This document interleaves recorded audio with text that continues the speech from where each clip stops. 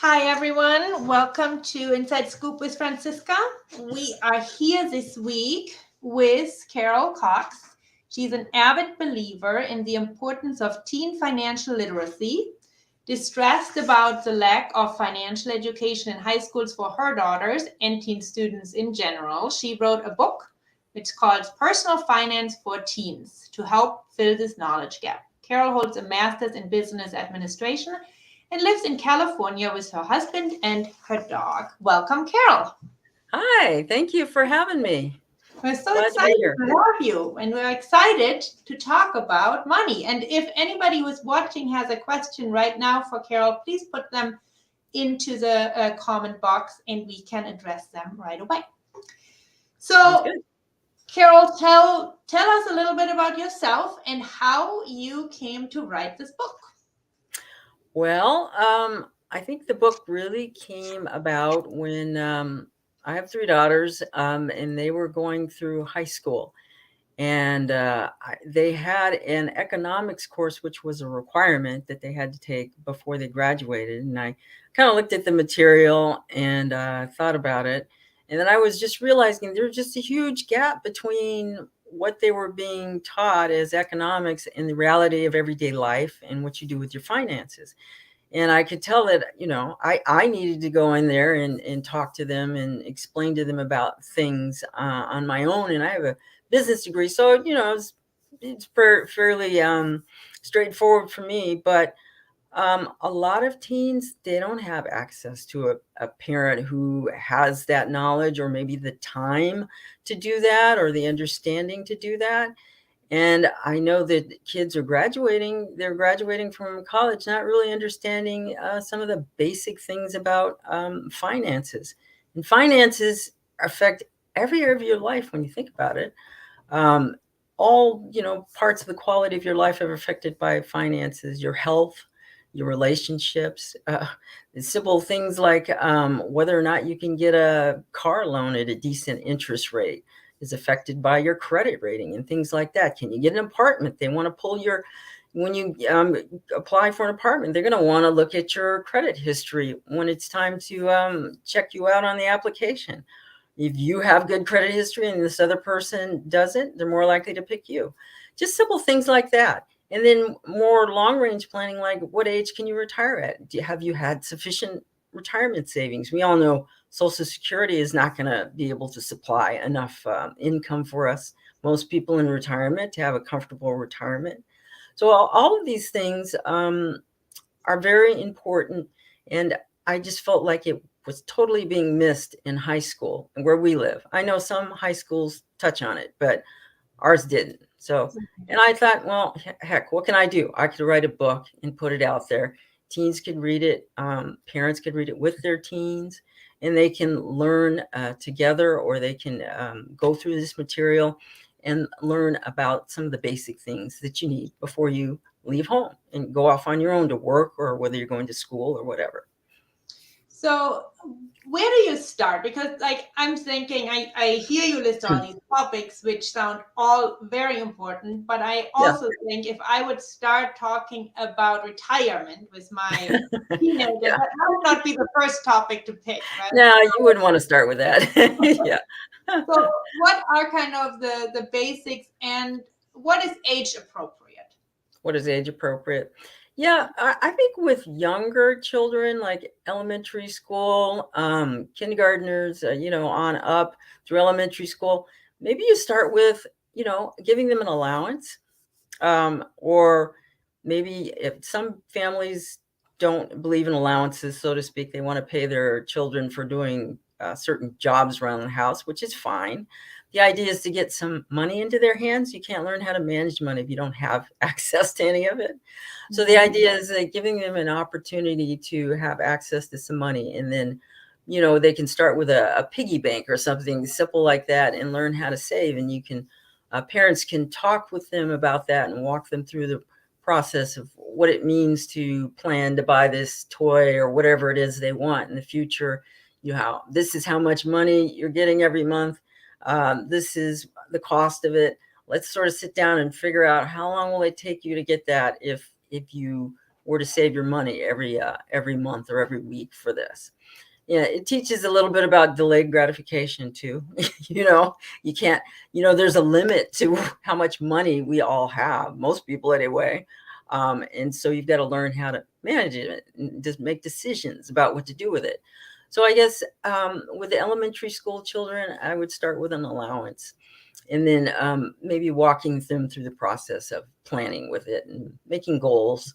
Um, you could also do simple things like taking them to the grocery store.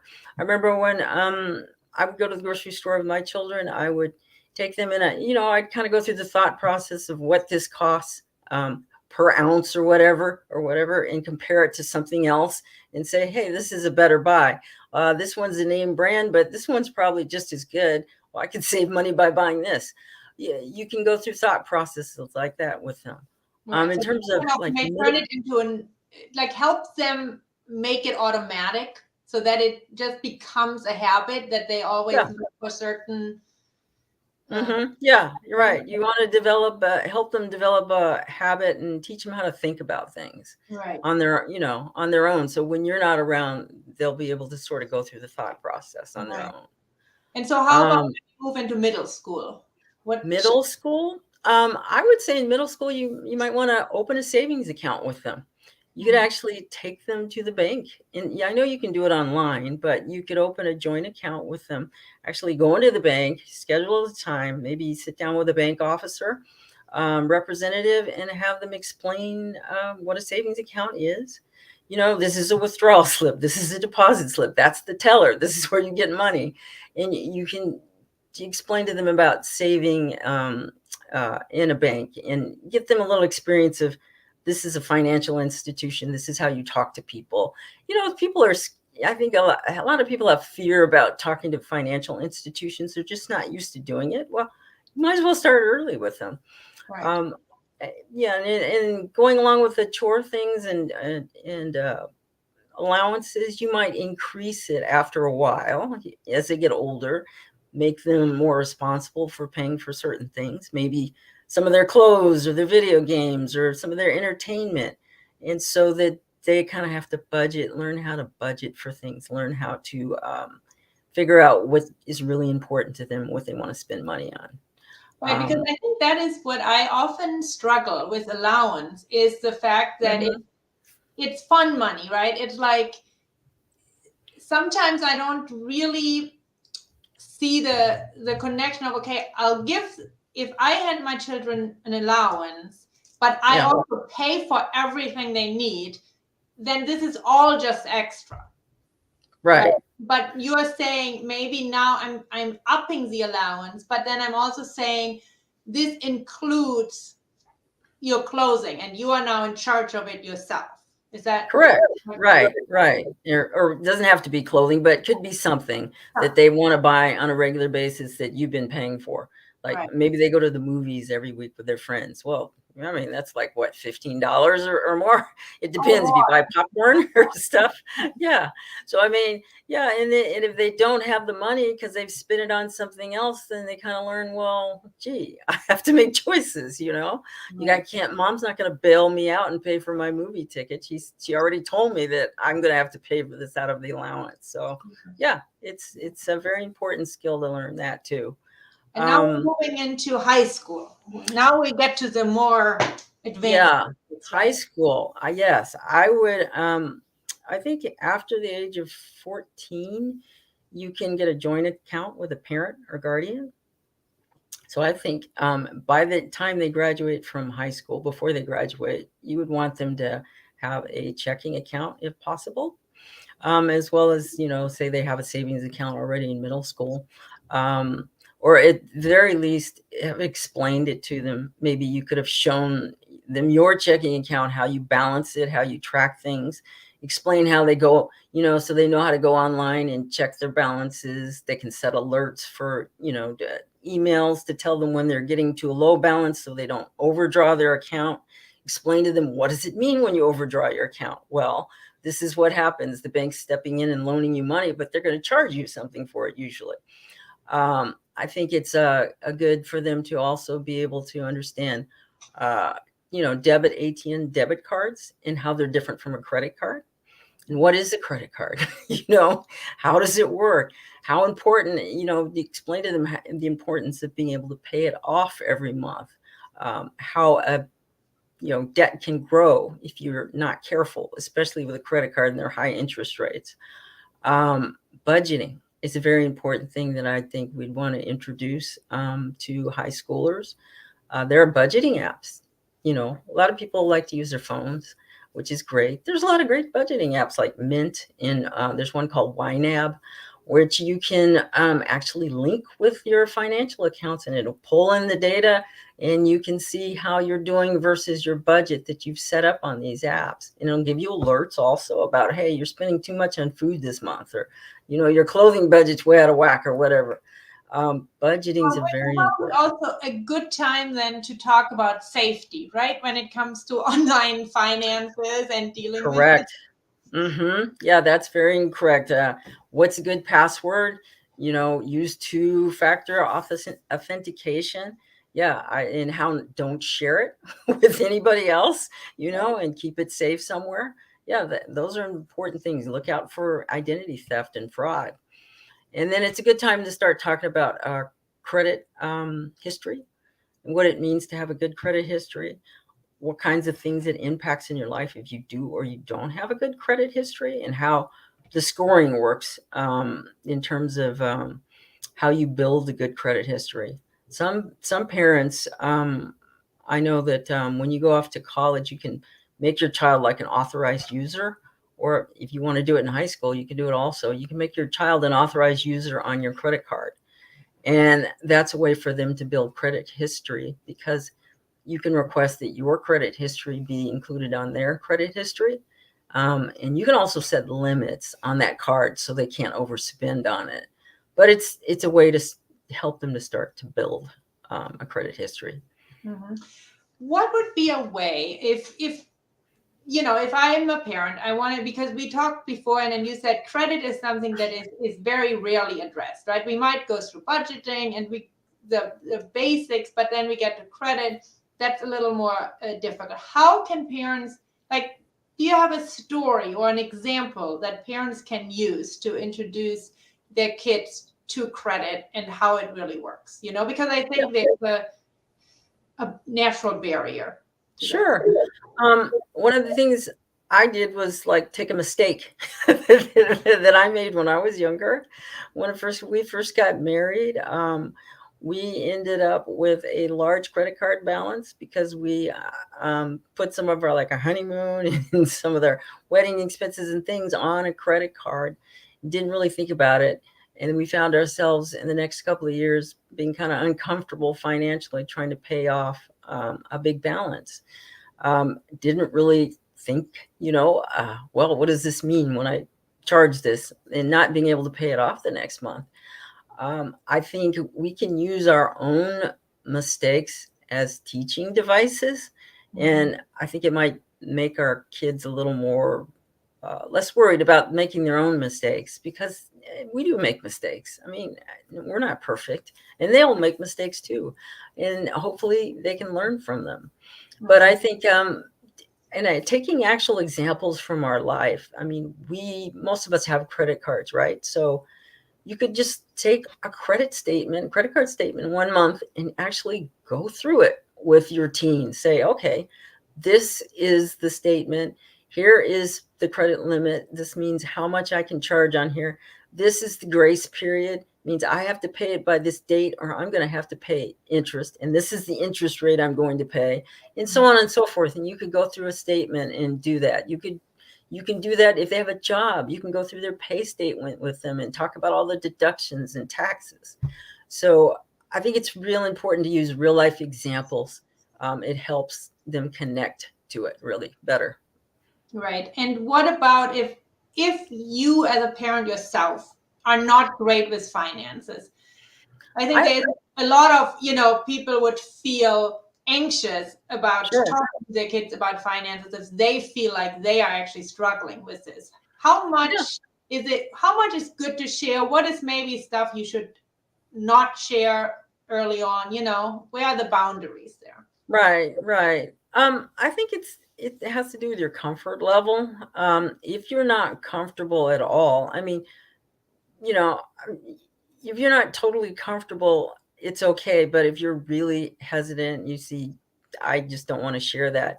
You could take a book, or you can go online and find examples that you could use if you don't want to use your own life as an example. Um, I think one of the great things about being able to find, and it doesn't have to be my book, there's a lot of other personal finance books out there for basics for teens, and just basic information. You could each go through a chapter um, once a month, once a week, every 2 weeks, whatever, and you could read them and then independently get together and discuss different topics. There could be a chapter on credit. Like in my book, there's a chapter on credit. Well, if you don't really understand credit and credit history and how to maintain a good credit score, it's a learning experience for you too. But you and your team can sit down together and discuss it and go over it. And I'm sure that that would be a great way to start discussing those sorts of things. If you don't have the knowledge about it, or you're not comfortable talking about your own situation, you can take some hypotheticals out of a book, or you can get stuff online and go through them with your teens and discuss. Great. At what point do you talk about investments? I feel like in general, I would say that's a little early, but at the same time, I think we hear in the news so much, when I think about Bitcoin, right? It was like this thing Right. that all of a sudden very young people started investing in. So how do you bring that up? And how do Yeah. what do they need to know? Right. That's a good question. That's kind of a tough one. I think investments kind of goes along with retirement savings. So when you start talking about retirement savings, you're saving for retirement, but you got to invest it. I mean, once you put the money in the account, what do you do with it? And I think that's a good place to start talking about how to invest money. I think I know that there's like programs where you can invest money. You're not really investing it, but it's all laid out as if you were actually using real money, but you're not, and it's just sort of a way to try it out, so to speak, and see Right. what would have happened if you did actually invest in this mutual fund or that stock. How would it have gone? um, I think for somebody just starting out and they're using real money and they're looking at their retirement savings, things like target date, they're called target date mutual funds, or life cycle funds. They're a great place to start, where you put your money in these funds and they invest it for you and they rebalance it for you. You put in what your retirement date, your hypothetical retirement date will be, and you just have to put money into the account and then it's invested for you. And that's an easy way to get started. And once you're comfortable with that and you learn more about investing, you can start investing yourself, take it out of there and put it into, you want to try index mutual funds or something like that if you want. Or you can do, if you're feeling like you really want to get into individual stocks, you can do that. But I think it's important to always emphasize diversification, to know that you don't want to put all your money in one place, and that anything you need in 3 to 5 years, you pretty much don't want to have in the stock market because you don't know what the stock market's going to do. And you may need to pull it out at a time like now when it's down. So there are, again, you can start with, there are books that'll help you understand how to start investing just simply. And you can get more complicated as you get older and more used to it. But I would start with very simple, basic things to start with. Yeah. Okay, second to last question. How do you Okay. explain the banking crisis right now with, the bank in just closing, and I struggled explaining this to my kids, when we got the news from California about the bank was last week that closed all this. How do you explain this, and how do you put it in a greater context? Okay. Well, those banks, I mean, the Fed is there to protect consumers from losing losing their money in the banks. Every account in that bank is I think it's insured up to $250,000 per depositor. So in terms of, that's a learning experience. Don't keep all your money. If you have a lot of money, you don't want to keep it all in one bank. You can, each bank will have a different, that same insurance limit, so you could spread it around. But the government is there to ensure that there isn't something that happened like during the Depression, where people had a run on banks. They took all their money out. Some people didn't get their money because there wasn't enough money. Well, that's not going to happen these days. Our system is totally different. That's where the FDIC insurance thing all came out of the Great Depression. That's why it came about. You can explain to your team that unless they have huge sums of money in one place, in one bank, they really don't have to worry about that. They will get their money. it's not going to just disappear and go up in smoke, and the bank's just not going to disappear. And I think in the case of the Silicon Valley Bank, the Fed actually stepped in and took the bank over to make sure that everybody got their money out, even those who had more than $250,000 in deposits there. Right. Okay, great. Okay, well, what advice do you have for parents, like if they take one thing away from this chat and they want to approach something, a money topic tonight with their teens, what's your best advice for them? Wow, there's so many. It's hard to pick one. That's a really tough question. Wow. I mean, the two things that come to mind at the top of my list, I guess, would be budgeting, knowing how to manage your paycheck, your money, and credit. It's really horrible when I see on the news hearing about just people just stuck in these credit debt merry-go-round crunches where they have huge, I know people myself who have huge credit card balances, and they're just constantly struggling, living paycheck to paycheck, trying to pay them off. That's just so stressful in your life, such a horrible place to be. So I would say budgeting, credit, and if you're looking long-term planning, start saving for retirement early. It's so much easier when you start early with just a little bit. Consistently over time, it really adds up. So I'm sorry, that's more than one, isn't it? That's three.